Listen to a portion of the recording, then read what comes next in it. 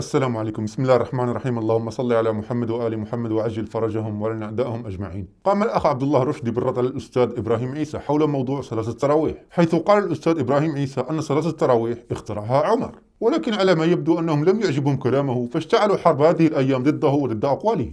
دعونا أولا نشاهد ماذا قال. صلاة التراويح حتى مش سنة، أولا مش فرض قطعا، مش فرض ولا سنة، وصلاتها جماعة دي اختراع تنظيمي من الخليفة عمر بن الخطاب رضي الله عنه. لما لا الناس كل واحد بيصلي لوحده صلاه تلاقي كله يصلي جماعه، انما الاصل فيها انك تصلي لوحدك، والاصل فيها انه ما فيش اساسا عمر ما النبي صلى جماعه. دايما تتعمد الكلام في الدين بجهل وتتعمد الكلام ايضا بثقة. انا مش عارف انت بتجيب معلوماتك منين، ولكن المعلومات اللي انت بتقولها مغلوطة 100%. عمر بن الخطاب رضي الله عنه يا استاذ ابراهيم لم يخترع صلاة التراويح. يقول الدكتور عبد الله رشدي أن عمر لم يخترع صلاة التراويح. جيد جدا، ماذا بعد؟ صلاة التراويح صلاها سيدنا النبي عليه الصلاة والسلام، وخرج وصلى بأصحابه 3 أو 4 أيام تقريبا، ثم إنه امتنع عن الخروج بعد ذلك إليهم لأنه صلى الله عليه وآله وسلم خشي أن تفرض عليهم. إذا رسول الله صلى صلاة التراويح بالصحابة في المسجد لمدة 3 أيام، ولم يخترعها عمر، بل رسول الله هو بنفسه صلى صلاة التراويح مع الصحابة، ثم امتنع رسول الله في اليوم الرابع خشية أن تفرض على المسلمين. جميل ورائع جدا، ماذا بعد؟ وكان عليه الصلاة والسلام رفيقا بأمته، فخشي أنه إذا داوم على فعل هذا الأمر من كمال رحمته بأمته أن يفرض عليهم هذا الأمر فلا يطيقونه. إذن سيدنا عمر ابن الخطاب رضي الله عنه لم يخترع صلاة التراويح. صلاة التراويح صلاها النبي صلى الله عليه وآله وسلم. أنا مش عارف أنت إيه حكايتك. إيه حكايتك يا أستاذ إبراهيم عيسى؟ يقول لك الدكتور عبد الله رشدي أن صلاة التراويح لم يخترعها عمر أبدا، بل صلى رسول الله صلى الله عليه وآله بالصحابة في المسجد جماعة، ثم توقف بعد ذلك خشية أن تفرض على المسلمين. كلام واضح جدا. أول امبارح تقول البقرة تستاهل التقديس، أي حاجة ضد الإسلام أنت معاها. البقرة لأن نقدسها ونحترمها وحاجة جميلة. صلاة التراويح لا، مزعلاني واخترعوا سيدنا عمر.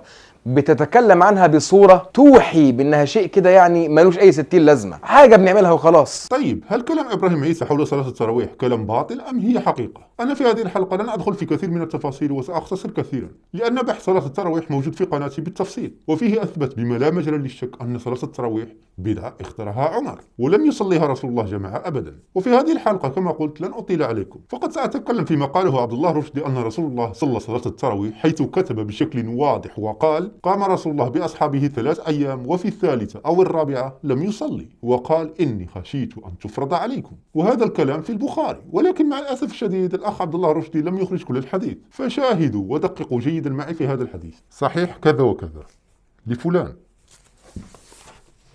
حديث 6113 عن زيد بن ثابت قال: احتجر رسول الله حجرة مخصفة. نلاحظ أن رسول الله احتجر حجرة لنفسه في المسجد. لماذا احتجر هذه الحجرة؟ نكمل. فخرج رسول الله صلى الله عليه وآله وسلم يصلي إليها. يقول أن رسول الله خرج. من أين خرج؟ أكيد خرج من بيته، وهذا يعني أنه حين انتهى من صلاة العشاء ذهب الصحابة إلى بيوتهم ومعهم رسول الله، ثم بعد ذلك خرج رسول الله إلى هذه الحجرة التي احتجرها لنفسه كي يصلي نوافل صلاة الليل على انفراد. إلى هنا كل شيء واضح. نكمل. فتتبع إليه رجال وجاءوا يصلون بصلاته، ثم جاءوا ليلة رسول الله جالس يصلي بمفرده في حجرته التي احتجرها في المسجد بعيدا عن أنظار الصحابة، ثم فجأة جاء نفر من الصحابة يصلون بصلاته. هل أمرهم رسول الله أن يصلوا بصلاته؟ أبدا، بل هم من تطفلوا وانضموا إليه وصلوا بصلاته بدون إذنه. نكمل. فحضروا وأبطأ رسول الله عنهم فلم يخرج إليهم. خلاص، رسول الله توقف عن الخروج إليهم. إذن هذا الفعل من رسول الله يبين أن ما فعله هؤلاء الصحابة في الانضمام إليه والصلاة إلى جنبه، هذا الفعل في الأصل فعل سيء. فماذا فعلوا حين رأوا أن رسول الله لم يخرج إليهم؟ نكمل. فرفعوا أصواتهم وحسبوا الباب. الله أكبر، هل هذه أخلاق؟ أليست هذه قلة أدب مع رسول الله؟ يرفعون أصواتهم ويحسبون باب رسول الله؟ فخرج إليهم مغضبا فقال لهم رسول الله: ما زال بكم صنيعكم حتى ظننت أنه سيكتب عليكم، فعليكم بالصلاة في بيوتكم، فإن خير الصلاة المرء في بيته إلا الصلاة المكتوبة. وهنا حسم رسول الله هذه الصلاة وقال: صلوا أيها الناس في بيوتكم، صلوا يا عباد الله في بيوتكم، كما قال لكم رسول الله. وقال أن خير الصلاة صلاة المرء في بيته إلا الصلاة المكتوبة. والآن نسأل الدكتور رشدي ونقول له أين يوجد في هذا الحديث أن رسول الله صلى التراويح جماعة مع الصحابة؟ من أين استخرج أن رسول الله صلى صلاة التراويح جماعة من هذا الحديث؟ لأنك قلت صلاة التراويح صلاها سيدنا النبي عليه الصلاة والسلام وخرج وصلى بأصحابه 3 أو 4 أيام تقريبا. سأقول لك أخطأت يا أخ عبد الله. رسول الله لم يصلي بأصحابه ولا ليلة ولا ساعة ولا ثانية، بل صلى لوحده في حجرته التي احتجرها لنفسه في المسجد بعيدا عن أنظار الصحابة، وهؤلاء الصحابة المتطفلون هم من صلوا خلسة خلفه. شاهد معي هذا الحديث. عن عائشة قالت: كان رسول الله صلى الله عليه وآله وسلم يصلي من الليل في حجرته وجدار الحجرة قصير. رسول الله كان يصلي في حجرة لها جدار وهذا الجدار قصير، وهذا يعني أنه كان يصلي لوحده فقط، ولم ينادي أحد أن يصلي معه، ولم يقم إماما في الصلاة مع أحد. فرأى الناس شخص النبي صلى الله عليه وآله وسلم، فقام أناس يصلون بصلاته. قاموا يصلون بصلاته، يعني رسول الله يصلي في الحجرة وهم خارج الحجرة، فهل رسول الله ناداهم كي يصلون معه؟ أبدا. فكيف تقول يا دكتور رشدي أن رسول الله صلى بهم صلاة التراويح جماعة؟ وخرج وصلى بأصحابه 3 أو 4 أيام تقريبا. لا، لم يصلي بأصحابه ولم يكن إماما لهم في هذه الصلاة، فرسول الله أمرهم وقال لهم: صلوا أيها الناس في بيوتكم، فإن خير الصلاة المرء في بيته إلا الصلاة المكتوبة. فإذا كانت هذه الصلاة فيها خير، لماذا ينهاهم رسول الله عنها ويقول لهم: صلوا في بيوتكم؟ فلماذا أنتم اليوم لا تصلون في بيوتكم؟ لماذا تخالفون سنة رسول الله؟ لأنه صلى الله عليه وآله وسلم خشي أن تفرض عليهم، وكان عليه الصلاة والسلام رفيقا بأمته، فخشي أنه إذا داوم على فعل هذا الأمر من كمال رحمته بأمته أن يفرض عليهم هذا الأمر فلا يطيقونه. هنا أخطأت خطأ خطير أخي الكريم، وهذا الخطأ هو في حق الله سبحانه وتعالى وفي حق رسول الله. كيف يقول رسول الله: خشيت أن تفرض عليكم؟ هل حق رسول الله قال هذا الكلام؟ كيف يكلفنا الله بفريضة وهو يعلم أننا سنعجز عن إتيانها؟ ألم يقل الله سبحانه وتعالى: وما جعل عليكم في الدين من حرج؟ وأيضا قال: لا يكلف الله نفسا إلا وسعها. فكيف يفرض علينا هذه الصلاة وهو يعلم أننا سنعجز عن إتيانها وفيها مشقة علينا؟ وهل رسول الله لا يعلم هذا الشيء؟ أم أنه يعلم ولكن ليست عنده ثقة بالله والعياذ بالله؟ لأن رسول الله وحاشاه يعلم أن الصلوات الخمس قد فرضت ولن تكون هناك صلاة أخرى جديدة، كما مر عليه في الإسراء. شاهد معي. سنن الترمذي تحقيق الألباني حديث 213، باب ما جاء كم فرض الله على عباده من الصلوات. عن أنس بن مالك قال: فرضت على النبي ليلة أسري به الصلوات 50، ثم نقصت حتى جعلت 5، ثم نودي: يا محمد صلى الله عليه وآله إنه لا يبدل القول لدي. يقول تعالى: إنه لا يبدل القول لدي، وإن لك بهذه الخمس 50.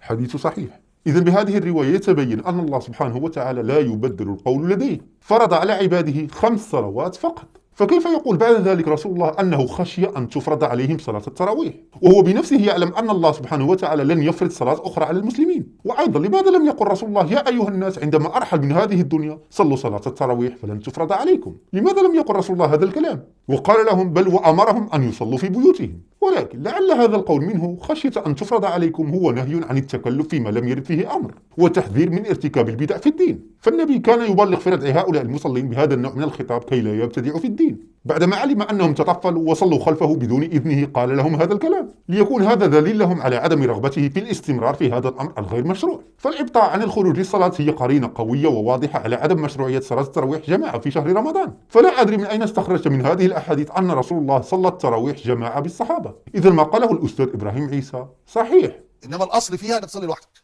والأصل فيها إنه ما فيش أساسا عمر ما النبي صلى جماعة. كلامه صحيح. رسول الله لم يصلي هذه الصلاة جماعة أبدا، بل كان يصلي في حجرته لوحده كما قرأت عليكم من البخاري. إليك مصدر آخر، صحيح مسلم شرح نووي في الجزء 7 حديث 1104. عن أنس قال: كان رسول الله يصلي في رمضان فجئت فقمت إلى جنبه وجاء رجل آخر فقام أيضا حتى كنا رهطا. يقول: كان رسول الله يصلي في رمضان فجئت فقمت إلى جنبه وجاء رجل آخر فقام أيضا حتى كنا رهطا. ماذا يعني هذا؟ هذا يعني أن رسول الله لم يناديهم للصلاة ولم يأمهم، بل هم من تسللوا إليه أثناء صلاته وصلوا إلى جنبه بدون إذنه. نكمل. فلما حس النبي أن خلفه جعل يتجوز في الصلاة، ثم دخل رحله فصلى صلاة لا يصليها عندنا. فلما حس رسول الله أنهم يصلون خلفه خلسة وبدون إذنه ماذا فعل؟ تركهم ودخل رحله. والآن قولوا لي يا عباد الله، أين يوجد في هذه الأحاديث أن رسول الله صلى التراويح جماعة مع الصحابة؟ أنتم توهمون الناس وكأن رسول الله قام إماما في المسجد ودعا الناس لصلاة التراويح وصلوا ليالي وليالي، ثم بعد 3 أيام قال خشيت أن تفرض عليكم والسلام عليكم. هل رسول الله فعل هذا؟ أبدا،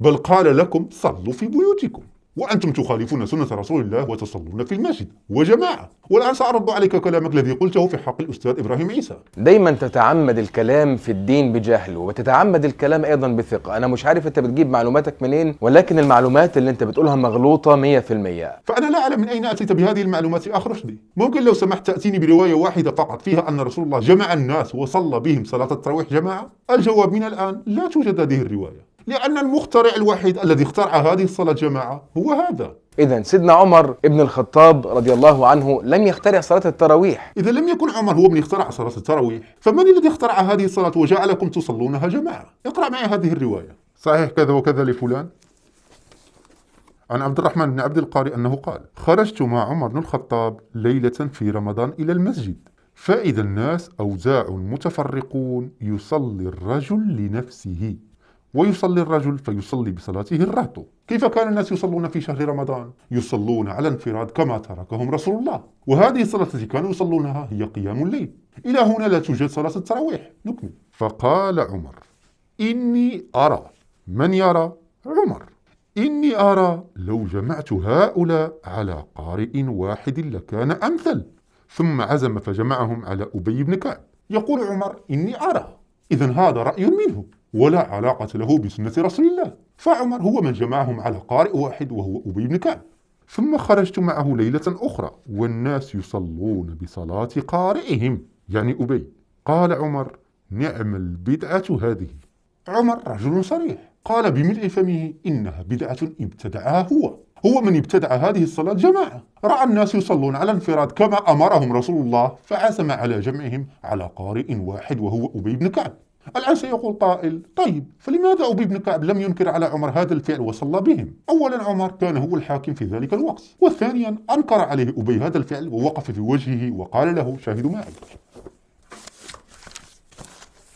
الأحاديث المختارة لضياء المقدسي في الجزء الثالث صفحة 367 حديث 1161 عن أبي بن كعب أن عمر أمر أبيا أن يصلي بالناس في رمضان، فقال عمر إن الناس يصومون النهار ولا يحسنون أن يقرأوا، فلو قرأت القرآن عليهم بالليل. فقال أبي يا عمر هذا شيء لم يكن.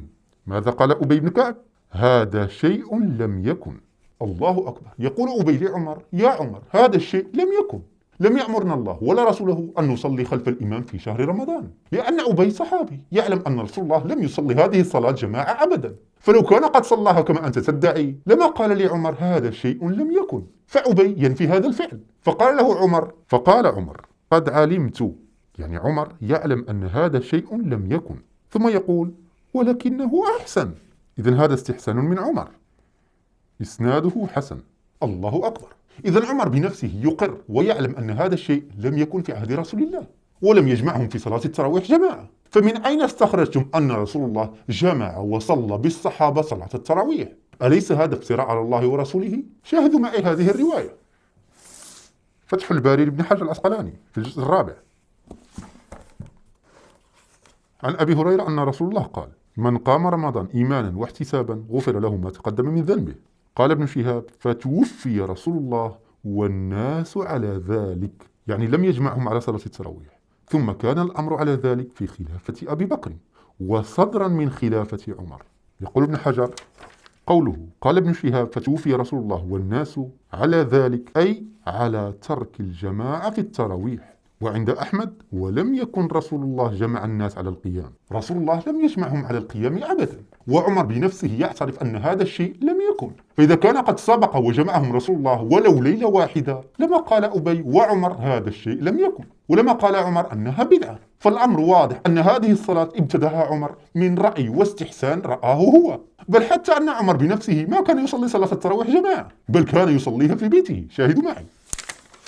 عن عبد الرحمن بن عبد القاري أنه قال خرجت مع عمر بن الخطاب ليلة في رمضان إلى المسجد، فإذا الناس أوزاع متفرقون يصلي الرجل لنفسه. نفس الرواية التي قرأتها عليكم من قبل، إلى أن يقول: ثم خرجت معه ليلة أخرى والناس يصلون بصلاة قارئهم. يقول ابن حجر قوله فخرج ليلة والناس يصلون بصلاة قارئهم أي إمامهم المذكور، وفيه إشعار بأن عمر كان لا يواظب على الصلاة معهم، وكأنه كان يرى أن الصلاة في بيته ولا سيما في آخر الليل أفضل.